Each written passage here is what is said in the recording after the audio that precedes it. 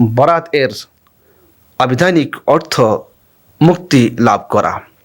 শবে বরাতে গুনাহগারগণ গুনাহ থেকে পরিত্রাণ ও মুক্তি লাভ করতে পারে বলেই এ রাত্রিকে শবে বরাত নামে আখ্যায়িত করা হয়েছে। অতঃপর লোক মুখে ব্যাপক প্রচলনের কারণে শবে বরাত থেকে শুধু শাবানের 15 তারিখের রাতটিকেই বোঝানো হয়ে থাকে, যা 14 তারিখ দিন সমাপ্তির পর সন্ধ্যা থেকে শুরু হয়।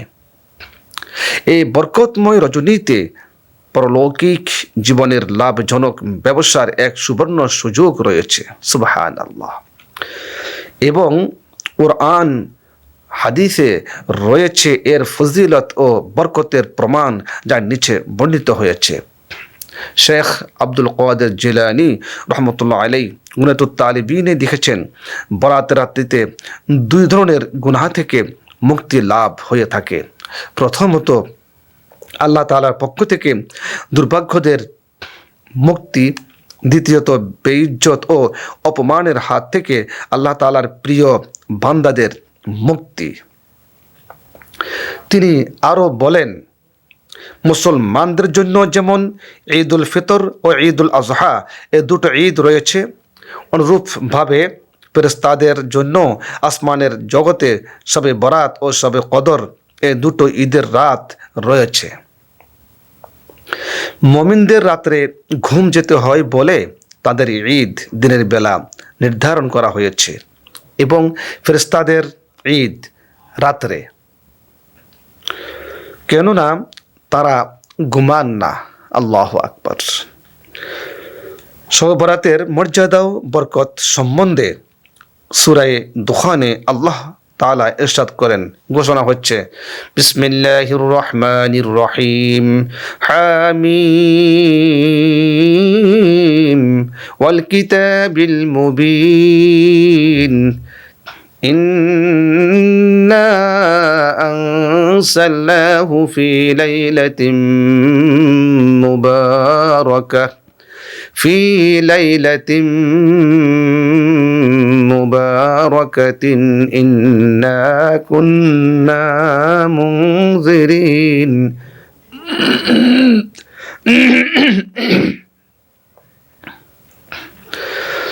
إنا أنزلناه في ليلة مباركة إنا كنا منذرين فيها يفرق كل أمر حكيم فيها يفرق كل أمر حكيم أمرا من عندنا إنا كنا مرسلين সদাকাল্লাহুল আযীম। অর্থাৎ কিতাবে মুবিনের শপথ, নিশ্চয় আমি একে নাজিল করেছি এক বরকতময় রাত্রে অবতীর্ণ। নিশ্চয় আমি কোরআনকে এক বরকতময় রাত্রে অবতীর্ণ করেছি। সুবহানাল্লাহ। নিশ্চয় আমি সতর্ককারী। এ রাত্রিতে প্রত্যেক প্রজ্ঞাপূর্ণ বিষয় স্থিরীকৃত হয় আমার পক্ষ থেকে আদেশক্রমে, আমি প্রেরণকারী। সুবহানাল্লাহ।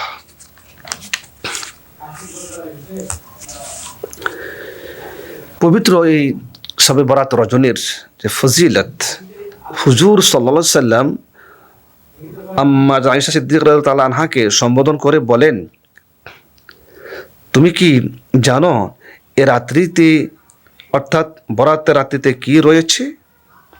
হাদিসটি হচ্ছে, ওয়ান আয়েশা রাদিয়াল্লাহু তাআলা আনহা আন্না নবী সাল্লাল্লাহু আলাইহি সাল্লাম قال هل تدرين ما هذه الليلة يعني ليلة النصف من شعبان قالت ما فيها يا رسول الله فقال فيها أن يكتب كل مولود بني آدم في هذه السنة وفيها أن يكتب كل هالك من بني آدم في هذه السنة وفيها ترفع أعمالهم وفيها تنزل أرزاقهم فقالت يا رسول الله تعالى ما من أحد يدخل الجنة إلا برحمة الله تعالى ثلاثا قلت ولا أنت يا رسول الله فوضع يده على هامته فقال ولا أنا إلا أن ينعمذني الله منه برحمته يقول لها 3 مرة رواه البيهقي في دعوة الكبير مشكات হুজুর পাক নূর সাল্লাল্লাহু আলাইহি সাল্লাম আম্মা জানা আয়েশা রাদিয়াল্লাহু আনহাকে সম্বোধন করে বলেন, তুমি কি জানো এ রাত্রিতে অর্থাৎ বরাতের রাত্রিতে কি রয়েছে? আম্মা জানা আয়েশা রাদিয়াল্লাহু আনহা বলেন, ইয়া রাসূলুল্লাহ সাল্লাল্লাহু আলাইহি সাল্লাম, দয়া করে বলুন এ রাত্রিতে কি রয়েছে? হুজুর সাল্লাল্লাহু আলাইহি সাল্লাম বলেন, আগামী বৎসর যত আদম সন্তান জন্ম নিবে এবং যারা মৃত্যুবরণ করবে তাদের নাম এ রাত্রিতে লিপিবদ্ধ করা হবে। আল্লাহু আকবার। এ রাত্রিতে বিশেষভাবে বান্দার আমলনামা আল্লাহর দরবারে পেশ করা হবে এবং তাদের রিজিক অবতীর্ণ করা হবে। হযরত আয়েশা সিদ্দিকা রাদিয়াল্লাহু আনহা বলেন, ইয়া রাসূলুল্লাহ সাল্লাল্লাহু আলাইহি সাল্লাম, যখন বৎসরের শুরুতেই আগামী বৎসরের ভাগ্য নির্ধারণ হয়ে যায় তবে মনে হয় আল্লাহর বিশেষ দয়া ছাড়া কেউই ভেস্তে যেতে পারবে না। হুজুর সাল্লাল্লাহু আলাইহি সাল্লাম তখন একই বাক্য 3 বার উচ্চারণ করে জবাব দেন, হ্যাঁ, আল্লাহর বিশেষ দয়া ছাড়া কেউই ভেস্তে যেতে পারবে না। আমি বললাম, আপনিও কি যেতে পারবেন না ইয়া রাসূলুল্লাহ সাল্লাল্লাহু আলাইহি সাল্লাম?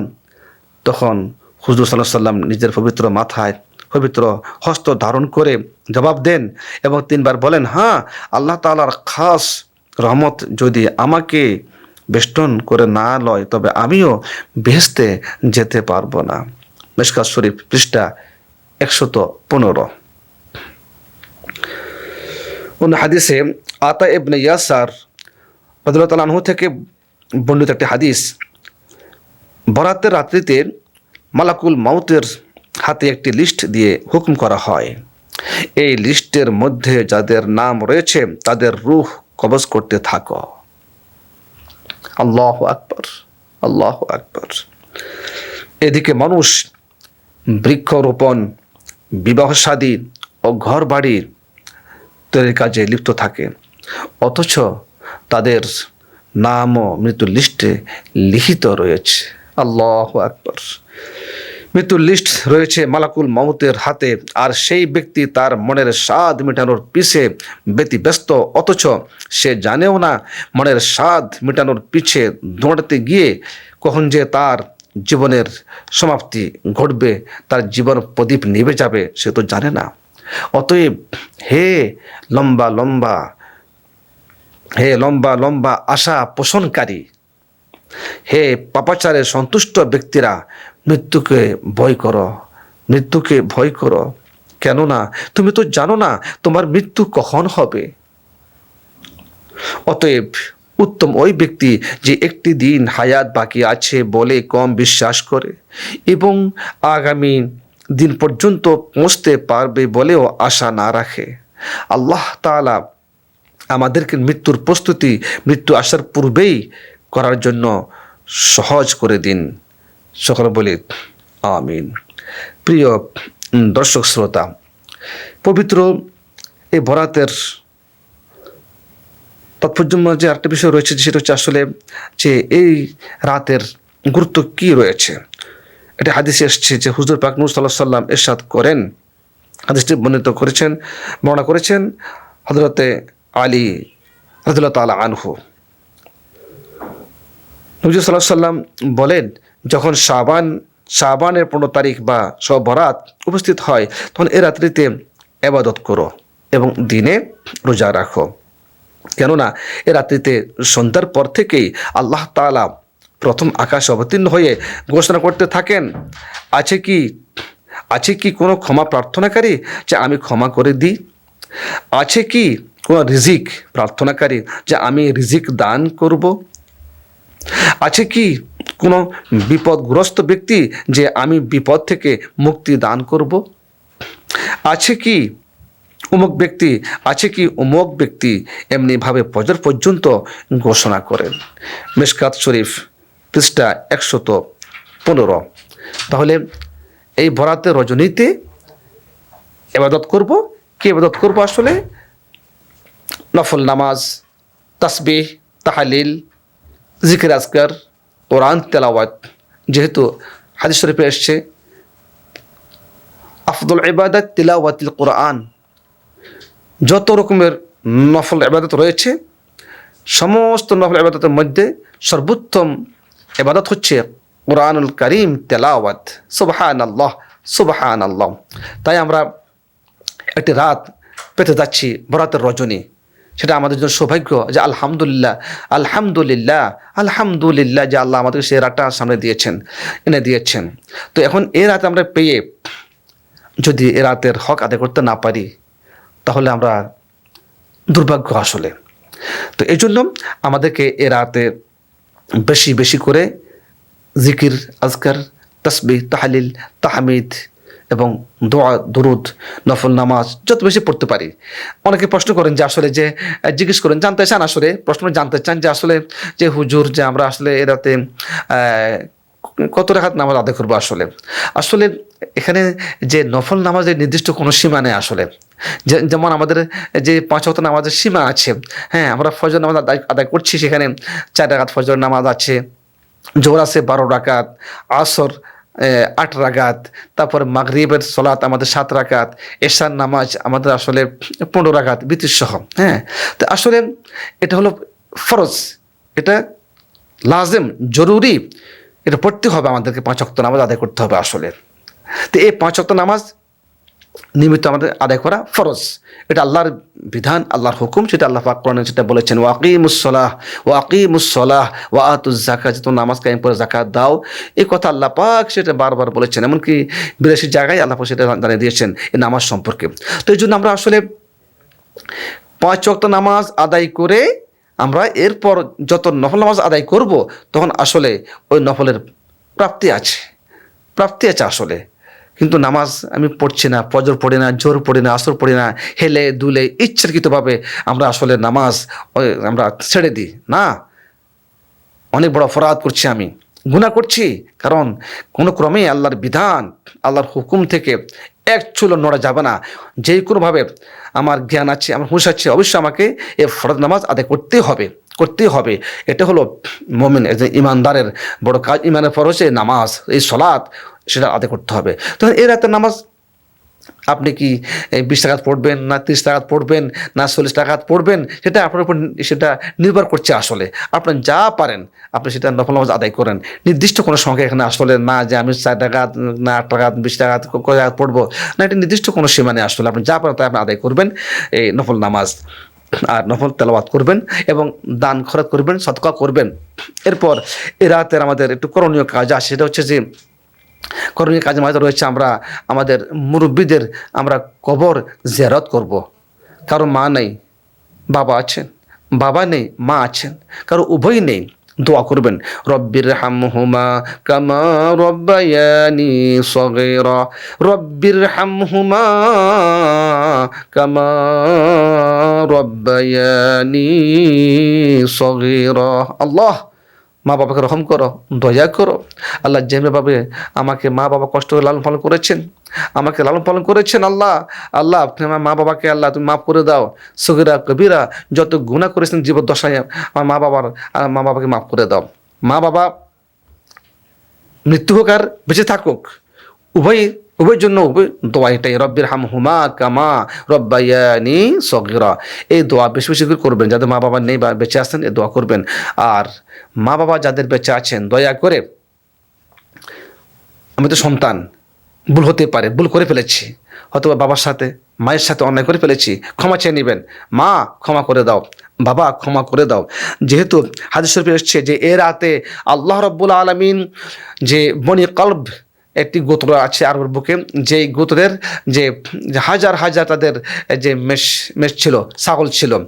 কোনো রেওয়াত থেকে আমরা শুনতে পাচ্ছি যে বলছেন যে 20,000 নাই তাদের যে ছাগলের সংখ্যা ছিল বনি কালব গোত্রের। কালব যে বনি কালব গোত্র, যে তাদের ছাগলের পাল যে 20,000 ছিল, তারও অধিক ছিল, সেটা রেওয়াতে দেখা যাচ্ছে বিভিন্ন ভাবে আসলে। তো যাক, আসলে এখানে বলা হচ্ছে যে এই বনি কলব গোত্রের যে ছাগলের পাল, এই ছাগলের পালের গায়ে যতগুলো পশম আছে, আল্লাহ রাব্বুল আলামিন এই বরাতের রজনীতে তার চাইতেও বেশি লোককে আল্লাহ পাক ক্ষমা করে দিবেন। সুবহানাল্লাহ, সুবহানাল্লাহ, আল্লাহু আকবার, আল্লাহু আকবার। তাহলে এই ছাগলের গায়ে কত পশম ছিল, কত লোম ছিল, কেউ এখন গুনেছে এই বিজ্ঞানের যুগে? না, কেউ তো গুনে দেখেনি আসলে। কত কোটি কত লক্ষ পশম আছে একটা ছাগলের গায়ে বা একটি বেড়ার গায়ে। আসলে এর চেয়েও বেশি পরিমাণ লোককে আল্লাহ পাক ক্ষমা করে দিবেন। আল্লাহু আকবার। এর জন্য এই ক্ষমা, আল্লাহ ক্ষমা পাওয়ার জন্য অবশ্যই আমাদেরকে সে কাজ করতে হবে। আর এখানে বলেছেন যে এত লোক ক্ষমা পেলেও কিন্তু আরও কিছু লোক আছে তারা ক্ষমা পাবেন না, তো তাদের তোবা না করা পর্যন্ত। তারা কারা? একটা তো বললাম মা বাবার অবৈধ সন্তান, একটা হচ্ছে যে আসলে যে গণক, যারা রেখা দেখে আসলে যারা ভাগ্য গণনা করে, তাদের কথাও আসলে আমরা সেটা দেখতে পাচ্ছি আসলে। এরপরে রক্তের সম্পর্ক ছিন্নকারী, টাকানোর নিচে লুঙ্গি পায়জামা পরিধানকারী, মাতা পিতার নাফরমান, শরাবে অভ্যস্ত, অন্যায়ভাবে ট্যাক্স গ্রহণকারী, জাদুকর, গণক, জুয়া ইত্যাদি খেলায় অভ্যস্ত ব্যক্তিগণ, তারাও আসলে কিন্তু ক্ষমা পাবেন না। অন্য অন্য বর্ণনায় এসেছে অন্যায়ভাবে ট্যাক্স খাজনা গ্রহণকারী, হ্যাঁ, বৈধভাবে তো অবশ্যই ট্যাক্স দিতে হবে, বৈধভাবে ট্যাক্স দিতে হবে, খাজনা দিতে হবে। এটা কিন্তু আমাদেরকে লক্ষ্য রাখতে হবে, যেটা আমার উপর অর্পিত দায়িত্ব, যেটা রাষ্ট্র কর্তৃক সেটা দায়িত্ব, সেটা আমাদেরকে দিতে হবে। যেটা আমরা ট্যাক্স খাজনা আমরা দিব, যদি যারা দেন নাই যদি তারা সেটা দিয়ে দিবেন। এর আগেই হাতের রেখা দেখে অদৃশ্যের কথা ব্যক্তকারী, অত্যাচারী সৈনিক, তবলা, বাদ্যযন্ত্র ইত্যাদি বাজানোওয়ালা এবং বিভিন্ন প্রকার জুয়া ইত্যাদি খেলোয়াড়দেরকে এ রাত্রিতে আল্লাহ পাক ক্ষমা করবেন না। তাহলে সেটা বুঝতে পেরেছি যে আসলে এই যে মাতা পিতা অবাধ্য সন্তান। আরও কথা আছে যে এখানে যে অন্যায়ভাবে অন্যের হক, ইয়েতিমের হক এবং জুলুম, কেউ যদি কার প্রতি জুলুম করে, যদি যার প্রতি জুলুম করা হয়েছে সে যদি মাফ না করে, কিন্তু আপনি মাফ পাবেন না, আল্লাহ ক্ষমা করবেন না। যেটা হচ্ছে হাক্কুল্লাহ, হাক্কুল ইবাদ, সে কথা এখানে এসে গেছে। হাক্কুল্লাহ আল্লাহর হক, সেটা আল্লাহ পাক ইচ্ছাভাবে ক্ষমা করবেন, কিন্তু হাক্কুল ইবাদ এটা বান্দার হক।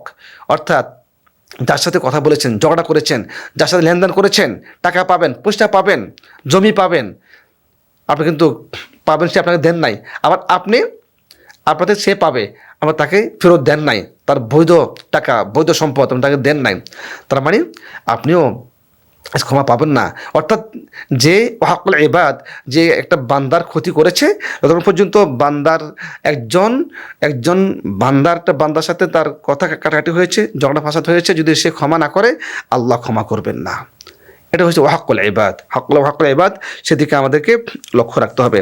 এরপর এ রাত্রে আমরা বেশি করে একটু দোয়া পড়বো। সেই দোয়াটি হচ্ছে আল্লাহুম্মা ইন্নী আউযু বিআফুবিকা মিন ইকাবিকা ওয়া আউযু বিরদাইকা মিন সাখাতিকা ওয়া আউযু বিকা মিনকা জাল্লা ওয়াজহুকা লা উহসি সানাআন আলাইকা কামা আসনাইতা আলা নাফসিক। আবার বলছি, আল্লাহুম্মা আউযু বিআফুবিকা, আল্লাহুম্মা আউযু বিআফুবিকা মিন ইকাবিকা وأعوذ برضائك من سخطك وأعوذ بك منك جل وجهك لا أحصي ثناء عليك كما أثنيت على نفسك। অর্থ হচ্ছে, হে আল্লাহ, আমি আপনার শাস্তি থেকে মাগফিরাতের আশ্রয় প্রার্থনা করছি, আপনার অসন্তুষ্টি থেকে সন্তুষ্টির আশ্রয় প্রার্থনা করছি, এবং আপনার প্রতি আশ্রয় প্রার্থনা করছি যে আমি আপনার মহান ব্যক্তিত্বের উপযুক্ত প্রশংসা থেকে অক্ষম, কেননা আপনি তো এমন যেমন আপনি নিজের প্রশংসা করেছেন। এভাবে দোয়া করবেন।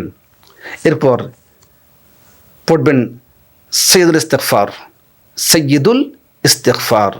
এখন সৈয়দুল ইস্তিগফার কি? আল্লাহুম্মা আনতা রব্বি, আল্লাহুম্মা আনতা রব্বি লা ইলাহা ইল্লা আনতা খলাকতানি ওয়া আনা আবদুকা ওয়া আনা আলা আহদিকা ওয়া ওয়াদিকা মাস্তাতা'তু আউযু বিকা মিন শাররি মা সানা'তু আবুউ লাকা বিনি'মাতিকা আলাইয়া ওয়া আবুউ বিযামবি ফাগফিরলি ফাইন্নাহু লা ইয়াগফিরুয যুনুবা ইল্লা আনতা। এটা হলো সাইয়্যিদুল ইস্তিগফার। এটারও বহুত ফজিলত রয়েছে। আল্লাহ ক্ষমা চাই, আল্লাহ ক্ষমা করে দাও, আল্লাহ তুমি আমাকে হেদায়েত দান করো, আল্লাহ তুমি আমাকে রহম করো। এভাবে মানে এখানে অনেকগুলি কথা রয়েছে। তো এই দোয়াটা যে পারেন তারা পড়বেন। এটা না পারলে আস্তাগফিরুল্লাহ, যদি এটা ইস্তিগফার বেশি করে করবেন, আস্তাগফিরুল্লাহ রাব্বি মিন কুল্লি যামবি ওয়া আতুবু ইলাইহি লা হাওলা ওয়ালা কুওয়াতা ইল্লা বিল্লাহিল আলিয়্যিল আযীম। আস্তাগফিরুল্লাহাল্লাযী লা ইলাহা ইল্লা হুয়াল হাইয়্যুল কাইয়্যুম ওয়া আতুবু ইলাইহি লা হাওলা ওয়ালা কুওয়াতা ইল্লা বিল্লাহিল আলিয়্যিল আযীম।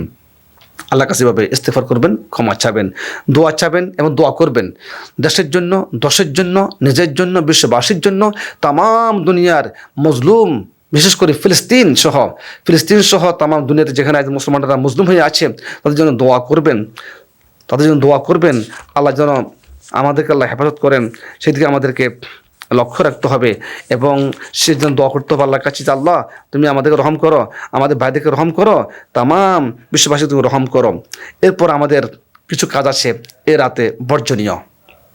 বিশেষ করে আমি অনুরোধ করবো যারা আমাদের সম্মানিত আমাদের মা বোন আছেন, আমাদের অভিভাবক, আমাদের মুরব্বীরা আছেন, আসলে সেটা হচ্ছে যে আমরা সব বরাত আর সব কদর রজনীতে আমরা যেখানে আসলে আমাদেরকে ব্যস্ত হতে হবে ইবাদত নিয়ে, ভালো আমল নিয়ে, সেখানে আমরা কী করি, আমরা আসলে গোস্ত পাকানো মানে হালুয়া রুটি নিয়ে আমরা ব্যস্ত হয়ে যাই আসলে।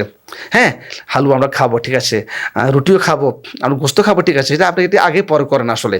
এখন যে এই রাতে যখন আসলে কোনো মা বোন এই যে হালুয়া রান্না করতে যান, রুটি বানাতে যান, গোস্ত রান্না করতে যান, তখন আসলে এমন হয় যে তখন আর আমার মা বোনদের এই যে আজকে ইবাদত রজনী যে একটু কান্নাকাটি করবে আল্লাহর কাছে, ক্ষমা চাইবে, একটু তেলাওয়াত করবে, একটু তাসবিহ করবে, সেই সময়টা আসলে আর পান না, কারণ রান্না বান্না নিয়ে ব্যস্ত আসলে না। আসলে আমরা এই ব্যস্ত অন্তত আমরা হবো না, কারণ এটা আসলে অনেকটা আমরা বলবো যে এটা আসলে একটা কুসংস্কার হয়েছে আমাদের মাঝে যে এই রাতে মনে আমি রুটি খেতেই হবে, হালুয়া খেতেই হবে, মাংস খেতেই হবে। মনে হয় আমি যদি মাংস না খাই আমার মনে হয় যে না মাংস আমি সারা জীবনে খেতে পারবো না। না, বিষয়টা আসলে এমনটি না আসলে, বরং আপনি কাঁদেন। এই জন্য আমরা যে হালুয়া রুটির যে আয়োজন, একবারে যে মিষ্টান্ন আয়োজন করতে হবে এমনটি না, সেটা আপনি আগে পরে করেন, একটু পরে করেন, তবে রাতে মা বোনদেরকেও একটু সুযোগ দিবেন অন্তত এবাদত করার জন্য, যে তাসবিহ তাহলিল করার জন্য, নফল নামাজ পড়ার জন্য তাদেরকে একটু, যারা সম্মানিত মুরব্বীরা আছেন তারা তাদেরকে অন্তত সেই সুযোগটা করে দিবেন। আসলে যে তোবার রজনী, যেহেতু তোবার রাত, আল্লাহ পাক এই রাতে শেষভাগে এসে বলছেন, ডাক দিয়ে বলছেন পৃথিবীর নিম্ন আকাশে কে আছো ক্ষমা প্রার্থী, আল্লাহু আকবার, আমি তারা আজ ক্ষমা করে দিব, সুবহান আল্লাহ। কেউ আছো কি রিজিক প্রার্থী, তাকে আমি কি রিজিক দিই। আবার কে আছো কি অসুস্থ, তাকে আমি সুস্বাস্থ্য দান করবো, সুস্থ করে দিব। কেউ আছো কি বিপদ মুসিবতে আছো, চাও তাই মুসিবত থেকে আমি উদ্ধার করবো। আসলে এই কথাগুলো আল্লাহ পাক সূর্য অস্ত যাওয়ার পথে শুরু করে সূর্য উদয় পর্যন্ত আল্লাহ পাক এই নিম্ন আকাশে এসে ডাক দিয়ে বলতে থাকেন, বান্দারা আসো, কে আছো চাও। যেমন আল্লাহ পাক বলেছেন, ঘোষণা হচ্ছে, ইয়া ইবাদিয়াল্লাযীনা আসরাফু আলা আনফুসিহিম লা তাকনাতু মির রাহমাতিল্লাহ ইন্নাল্লাহা ইয়াগফিরুয যুনুবা জামিআ ইন্নাহু হুয়াল গফুরুর রহিম। আল্লাহ ডাক দিয়ে বলছেন, হে বান্দা, অপরাধ করেছো, অন্যায় করেছো, আমি আজ সবাই ক্ষমা করে দিব। আমার রহমত থেকে বঞ্চিত হবে না, মির রহমাতিল্লাহ, আমার দয়া থেকে, আমার মায়া থেকে কেউ বঞ্চিত হবে না, তোমরা কেউ নিরাশ হবে না। আল্লাহু আকবার। ইন্নাল্লাহা ইয়াগফিরুয যুনুবা জামিআ, নিশ্চয় আল্লাহ তাআলা বলছেন সকল অপরাধীকে আল্লাহ ক্ষমা করে দিবেন। ইন্নাহু হুয়াল গফুরুর রহিম, নিশ্চয় আল্লাহ হলেন পরম করুণাময়, দয়াময়, প্রেমময়। আল্লাহু আকবার।